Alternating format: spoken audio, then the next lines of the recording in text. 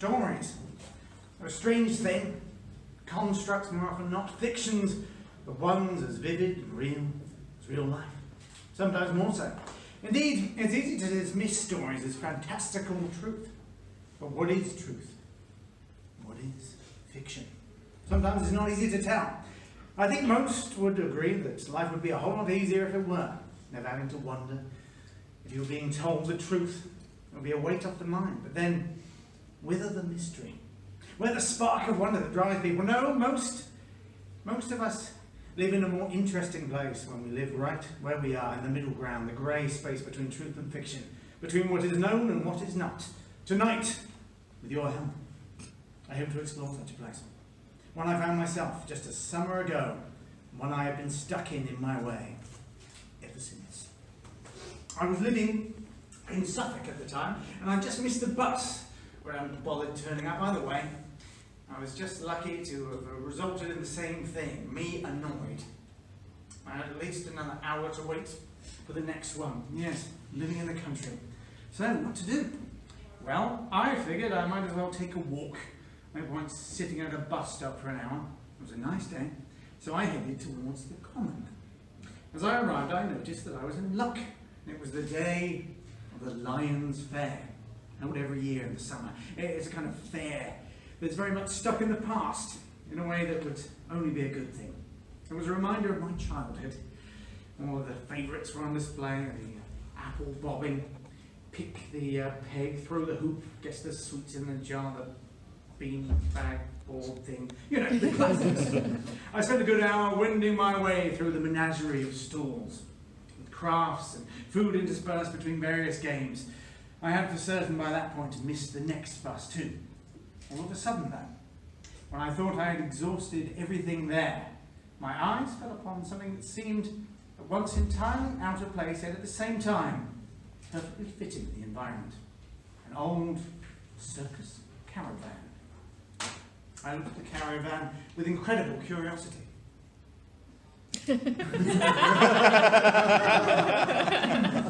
Tucked away from everything else, the thing looked like it had been stood in place for a century or more, though I'd never seen it before in my life. It was as if it had been transported from a different time altogether, a relic of a bygone age. Should I knock? I mean, I've already missed 2 buses, and day was quickly becoming a write-off. That said, if the day was a write-off, then why not? Slightly dubious, as no one seemed to be going anywhere near the thing. The day knows something that I didn't. Still, in the end, curiosity won over. Come in! What do I say to that?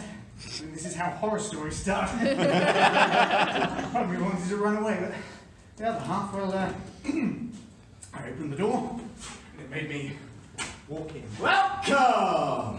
Welcome to my little abode.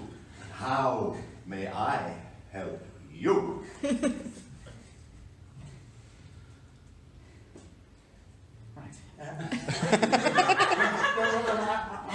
I just saw the sign outside, and I was obviously curious, I suppose.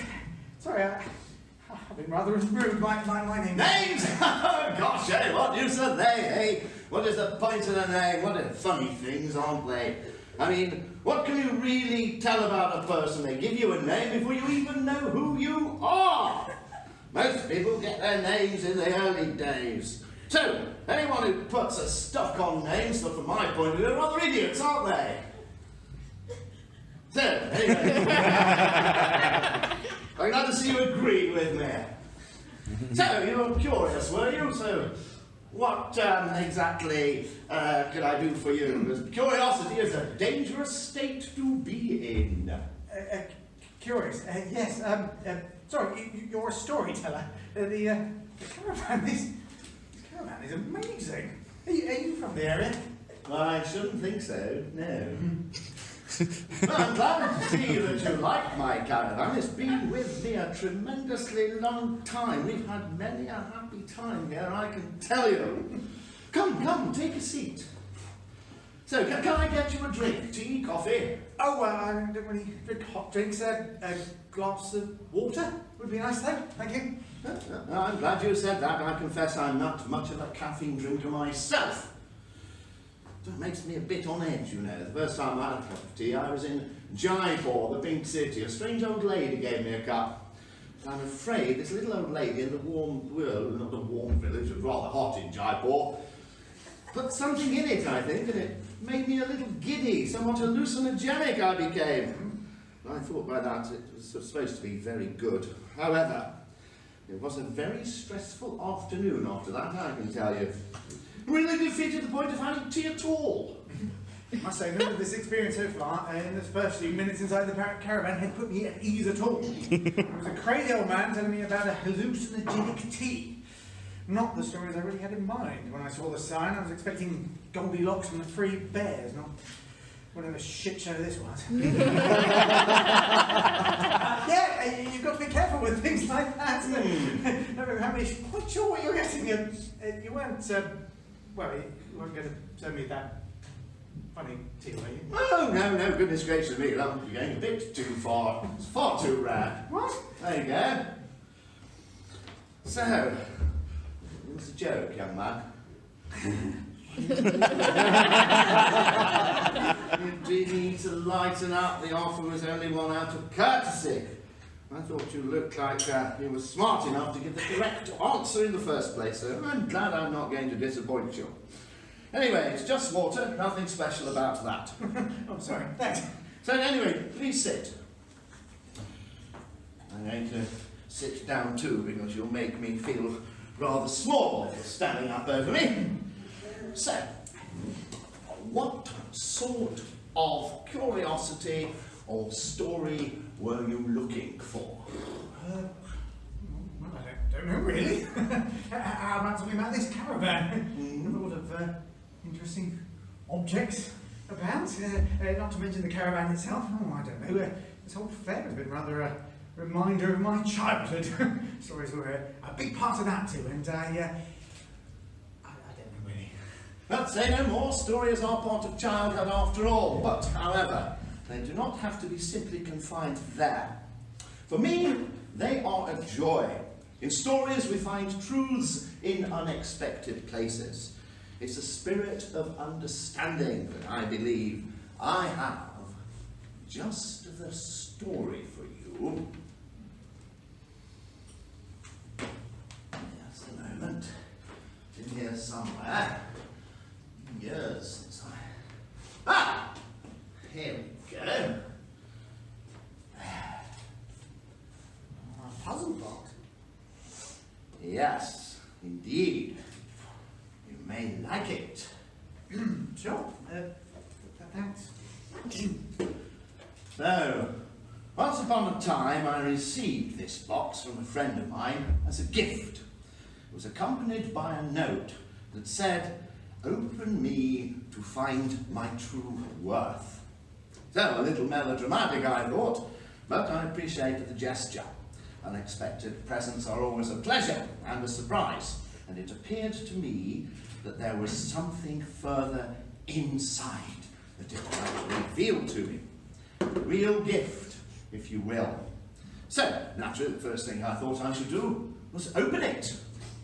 But, however, was where things got a little tricky.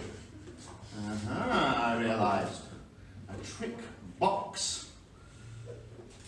Well, I'd seen the like before in these Chinese shops with Chinese boxes. There was normally some sort of hidden catch, or a way of twisting it. And normally the hidden catch would be there, but I never found it. More of a novelty, of course, rather than as any serious deterrent to thieves who would have probably smashed it on the floor. It fascinated me. I tried twisting, pushing, pulling and poking the box in every way I could. But could I get it open? No, the thing confounded me at every turn. After a couple of days of experimenting, and I found I had some free time to ponder, perhaps there was a key somewhere I was supposed to find. So I examined the box that it came in. No, there was no key in that either.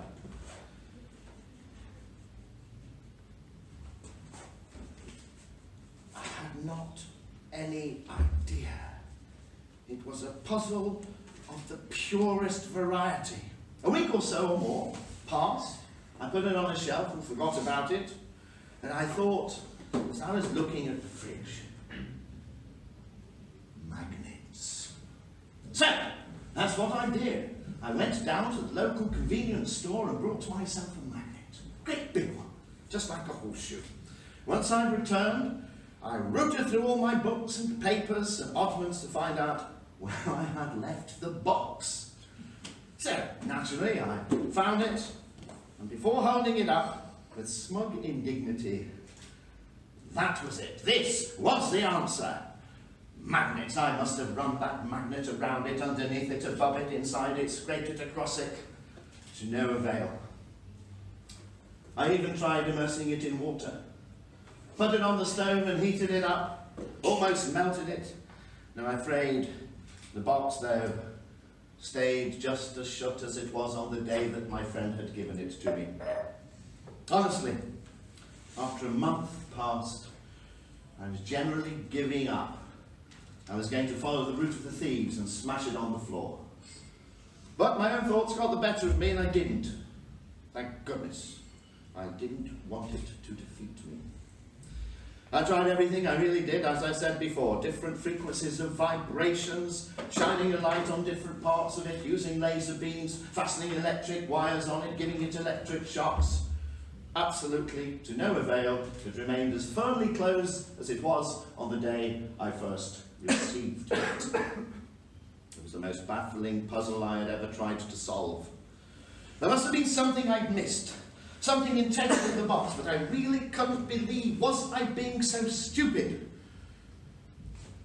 Was I simply not clever enough for this devious puzzle? Weeks upon weeks of obsessing, thinking about it, working out the problem, and I genuinely felt that I was now capable of making the box myself. I had tried so many different variations, read so many different books, and I was becoming an absolute genius about how these boxes were constructed apart from that one. However, none of it helped me. At least, I had learnt a lot. Then, I decided to give up. The box remained there ever since. The lasting testament to my own limitations. So you never opened it? Didn't you ask your friend, the one who gave you the box? I've still got no idea. Well, it's funny you should say that. I did eventually see my friend again. And of course he asked me how I'd got on with the box. He did, however, tell me precisely where I had gone wrong. So you did open it? No, calm down, young man. If you let me finish my story, it will become quite clear. Sorry. Right, it's quite all right. Enthusiasm isn't something to apologise for. Anyway, I saw my friend and he asked me, so, how did you get on the box? Well, what could I say? The gift had defeated me. I was very honest with him and I said, my friend, it's wonderful. Thank you very much. I'm afraid I couldn't open it. How stupid would you think me if you saw all the bizarre things that I was trying to do, and I'm sure I've missed something, and my friend said to me, I fear you're going to hate me. A grin not leaving his face. You see, the box is not supposed to open. So, what do you mean it's not supposed to open? I said. I replied incredulously. The box is simply a test, he said, of a person's creativity and perseverance. I'm glad to hear you passed both with flying colours, he said to me. Look, after all your work, can you honestly tell me that anything I would have put in that box would have given you any benefit at all or a thrill? Would it live up to your expectations, he said. Joy, as ever, is the journey, not the goal. So, as he explained this to me, I knew him to be right. I scolded myself for my own foolishness at not seeing the truth earlier. I'd been captivated by the prospect of a treasure. It made me see. It made me blind to the treasure I'd already granted myself. The box had pushed me. Indeed, it had forced me to learn many things that I had never known. As I've said, I could now make a puzzle box. I hadn't considered that there wasn't a solution to it. So I looked back at the time I'd spent obsessing on the box. Yes, there were times of frustration, but there were times of joy when I was feeling I was getting close to it. My memories were good memories. That is something no one can ever overvalue. My friend was right. No gift would have been better than the memories that the whole experience gave me. Unexpected truths, indeed. So, I suppose the point, the whole thing, may not know what you're looking for, but there is certainly a lot of fun in the search for what you think you're looking for. He was right. I didn't know what I was looking for. The reason I was at that fire, in that caravan, was the same reason I was supposed to be catching that bus that very morning. I wanted to find something. I didn't know what it was. I just wanted to change, to discover something new instead of sitting around the house all day watching time pass by. It appeared in that caravan. That strange storyteller and his bizarre array of objects. I had found something worth noticing.